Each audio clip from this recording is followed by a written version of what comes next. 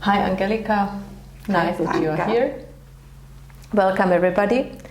I am Blanka Bellak and I work with Leadership Associates. We are a leadership development consulting company. We help people, individuals and teams to develop their leadership skills. And we are very much interested in the topic of leadership integrity. And you, Angelika? Well, welcome everybody also from my side, from the Agora Vienna of the World Happiness Foundation. We have invited Blanka today to talk about this interesting topic, leadership integrity. Also personally a topic of interest for me, because I'm in addition also working on organizational development. I'm doing audits, so you can also imagine that integrity is an important topic there. And how did you actually get to the topic? And before we get there, I very much hope that you'll be speaking too, because you have so much to share too. So how did I actually get to the topic?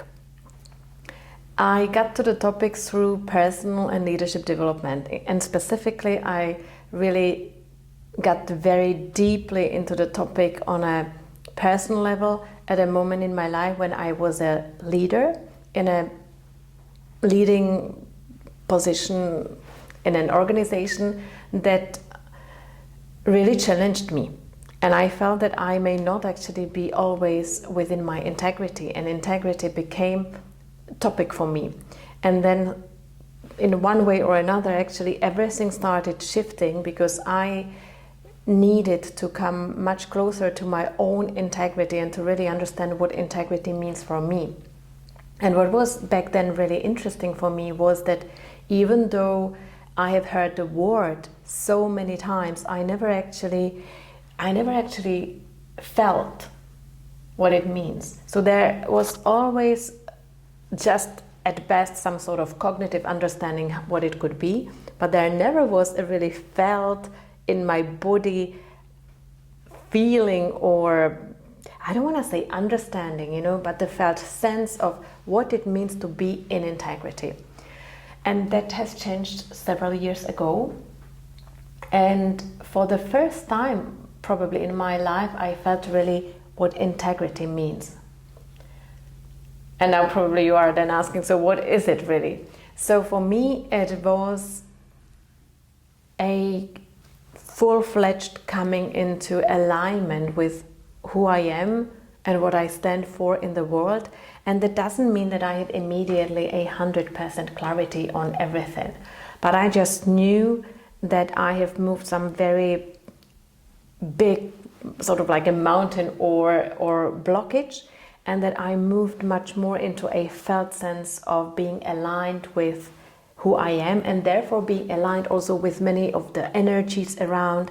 And it opened a wealth of access to my own wisdom, like the wisdom that I believe is sort of stored in my body, or I actually did not have any cognitive access to, because it is not mental, it's not cognitive, but also the wisdom of the space around, of when you start actually feeling energies much more, let's put it like that, and therefore can also act upon them.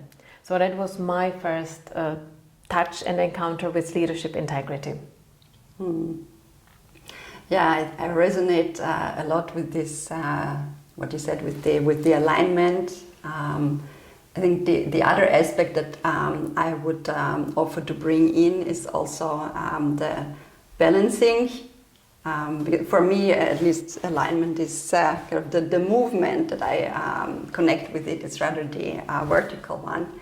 And then also a balance between different polarities that we have to manage as leaders. We have different interests, stakeholder interests in our, not only in the organization, also influencing the organization.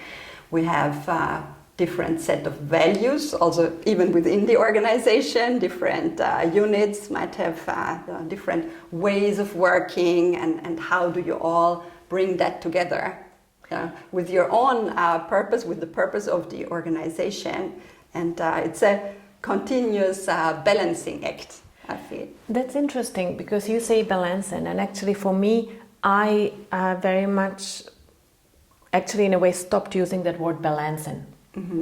I'm looking for win-win-win, or for coordinating the interest and the underlying needs of everybody in a way that is not balancing simply, because that to me also has a connotation of compromise, and compromise is not necessarily the best. So I don't actually use the word balancing, and I rather really feel about how to coordinate the perspectives and the needs, and how to together jointly design a way forward. And I don't even say solution, because not everything has solution, right? You mentioned already polarities, and polarities are not to be balanced, because then actually there is a stillness. Polarities are when the energy can flow, and what we need is really to allow the energy to flow, and to allow it to flow in a way that is bringing positive things. So there's one thing that comes to my mind. And also the other one is that I do not really feel that the alignment then is only vertical, because for me the alignment also will already have many other dimensions. For me, alignment would also feel very much like being centered. Centering, finding my own center and being able to be on good terms with myself. And that is really at the core of what I understand as leadership integrity. Is really that we move to a space where we are no longer criticizing ourselves and criticizing others. And I do not mean that you cannot say that something isn't wrong. Of course you can. But I mean this self-perpetuating and really perpetual stream of negative thoughts that are just really criticizing, and never anything is good enough, and I am not good enough, and I cannot do it better, and I also tend then to criticize others, because if I'm not good enough, then they cannot be good enough, and all that. And so for me, integrity is really a lot also about being in a state that allows energy to flow. Yeah. Now that you were speaking also about this good enough, for me this is also an interesting aspect that I have seen in organizations. This always striving for the best, which in the end doesn't actually maybe get us to a better place, because we're not moving as we could if we also tell ourselves, okay, this is good enough. And I really like that about the sociocratic approach, to really say, okay, is this good enough for now and safe enough to try? It's something that, where we also as leaders have to be in our integrity to say, it is okay. And also to pass on this the contentment, while having the spirit also of continuous improvement. As a quality manager, that's of course always very important, but also to take the opportunity when something has been achieved to celebrate. Also, this I think it's so important for our happiness also at the workplace, that to say, yes, this is great. We did a great job. So now you brought the next very important aspect of that, and that is happiness. So I feel that in the corporate world, many do not actually work with the word or concept of happiness, but all of us, I believe, would like to feel safe. The concept of psychological safety really is very much at home and very much accepted, and all of us probably have some experience with people who are making us feel less or more safe. Now, I don't want to say that they have power over us, but we know all people who can actually create a sense of safety for most of people, and also others that are actually sort of like taking away the sense of safety. And so when I am in integrity, I am much less dependent on the environment, because I have found my center, and I know actually also then how to stay in my center or stay in the integrity even when I am to a degree challenged. And of course, this is quite now tricky, because it doesn't mean that I will be able to keep my integrity 100% all the time under any circumstances. And this is what happens to many people, that even though they have a sense of integrity, there may come circumstances in which they will not know immediately what to do or so. And as much as I find that it may not be sort of ideal in the sense that, of course, we would love to be all the time 100% in integrity, I very much fall into the notion that it is okay if we are challenged and if we learn. Because what is really important there to know is, what am I learning from that? And so the interesting thing for me, or the lesson learned for me, was that once I felt how it feels to be in integrity, the next time when I was out of integrity, because at the beginning, you know, the power of habits is still quite strong, and it's not like that from one day to another you get from black to white and you immediately start doing everything 100% fine. I just really felt the pain of being out of integrity much more intensely, and it was interesting. But what is important for me is the learning from that. So I would really I really also find that it is important to pay attention to what is it that brings us out of integrity. When are we can say triggered, you know, when are we actually not able to give up our integrity, and also what integrity means in different contexts.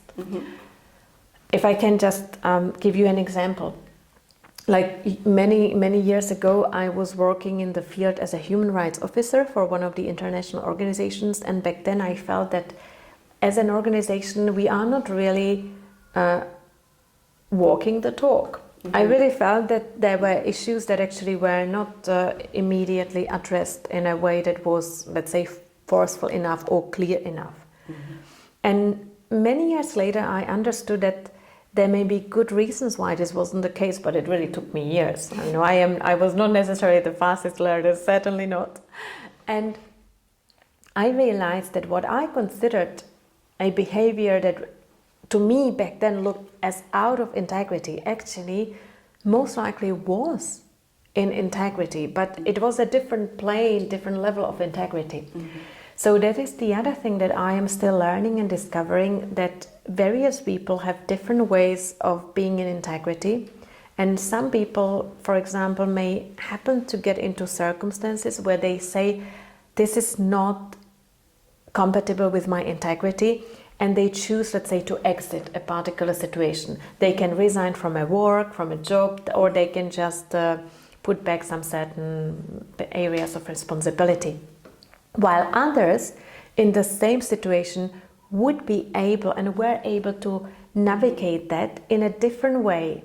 Now, does it mean that they are out of integrity? I don't think so. I just think that very often they have a different understanding of integrity. So that also brings me to the point that integrity is a deeply personal issue. Nonetheless, you know, I am somehow feeling that there is something that we all have, or that any understanding of integrity has in common, and that is that it is a state in which energies can flow freely. That there are not many obstacles, you know, limiting beliefs, obstacles, this I need to pretend for you because in our workplace we do it like this, and so on. But I can really be wholeheartedly whole as I am. And I am still exploring really the world, what integrity means to different people. I think it what you said reminded me a lot the founder of the World Happiness Foundation, Luis Gallardo. He also wrote an article in terms of the what happiness can mean, and one of the areas is fundamental peace. So I think this is I had the impression that's really what you also mean with this, especially the internal feeling, the integrity. when you were speaking, I was also reminded of different levels of leadership, because you were also saying, different people might experience the same situation in a very different way. And I think this is also something that we have to be mindful of as leaders. It depends a lot on the information that we have as well. If we can, like how we feel about things in a certain situation, also about having to take decisions, and on higher levels we might have a different overview, but at the same time there might be more detailed information at lower levels, and to be mindful of the importance of also the people that I work with to feel in integrity in order to keep the energy flowing in the team. I think that's also an interesting aspect for a leader in terms of leadership integrity. I think that for a leader, it is really important to keep creating conditions in which people can be in integrity. And that means in which people feel in a positive way safe not to do the bad things, because there will not come any follow-up, but in which they can really do the right things. Yeah. And that is how I also understand the link between integrity, leadership, and also integrity in the workplace, where integrity actually gets from the personal realm into the realm of groups, and how we are together in bigger, larger organizations, let's say. But if I can back to the fundamental piece, I have learned a lot about integrity from Katie and Gay Hendricks, and Katie's definition of integrity would be a wholeness, where there is nothing wanting. Yeah. So it is a sense of completeness. So I don't have any unmet needs or any unfulfilled wishes. I am integer and I'm one as I am. But that is a feeling that really many in our society don't experience often. And so it still remains quite elusive for many. Yeah. Yeah, and as you say, I think it's important to create the conditions for people even to understand that how they feel when they are in integrity, in order to have a reference point. But that's the point. It's difficult. That's the point. If we are working in workplaces where actually emotions are considered something that does not belong there, we will never get to integrity. Yeah. And it is so amazing that integrity is barely ever anywhere defined as a concept, but it will be referenced in zillions of mission and vision statements and whatever. And then, let's say, when it will not be mentioned in the job description, but when people are let go for breaches of whatever, then integrity will be there. Yeah. So what is it? How are we as a society really navigating the spaces around integrity?